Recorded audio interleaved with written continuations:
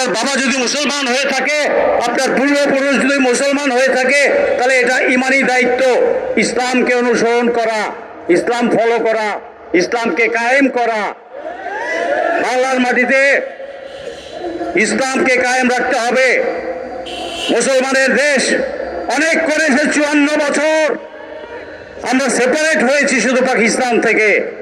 একটা পতাকা পেয়েছি, একটা মানচিত্র পেয়েছি, প্রকৃত অর্থে স্বাধীনতা আমরা পাইনি। আমাদের এই জুলাই যোদ্ধারা, দূরের বাচ্চারা রক্ত দিয়ে বঙ্গুত্ব বরণ করে আমরা আধিপত্য, ভারতীয় আধিপত্যবাদকে দূর করেছি, হাসিনা ফ্যাসিস্টকে দূর করেছি। তারা চাচ্ছে পুনরায় আবার বসতে। দেওয়া যাবে না। প্রতিটা জেলায় জেলায়, পাড়ায় পাড়ায়, মহল্লায় মহল্লায়, অলিগলিতে, গ্রামগঞ্জে, সব জায়গায় আমরা সতর্ক থাকব। আমরা সবাই সতর্ক থাকব।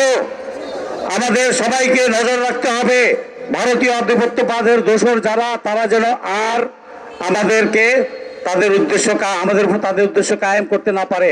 আর যে সকল মিডিয়ারা আবার দুষ্টামি শুরু করতে চাচ্ছেন, সাবধান হয়ে যান, তাদেরকে আইনের আওতায় আনা হবে। গত 16 বছর ডেইলি স্টার এবং প্রথম আলো যে অপরাধ করেছে, গুম খুনের সাথে জড়িত ছিল তারা, জুলাই হত্যার সাথে জড়িত ছিল তারা, হাসিনাকে প্রমোট করেছে, তার চেয়েও বেশি তারা ভারতের সেবা করেছে। তাদেরকে কেন আইনের আওতায় আনা হয় নাই? আইনের আনতে হবে।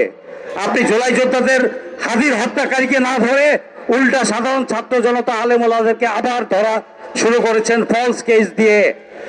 তাদেরকে মুক্ত করে দিতে হবে অবিলম্বে, বিনা শর্তে। আর কোনো ভারতীয় আধিপত্যবাদ চাই না। সবাই সজাগ থাকুন, সবাই চোখ কান খোলা রাখুন।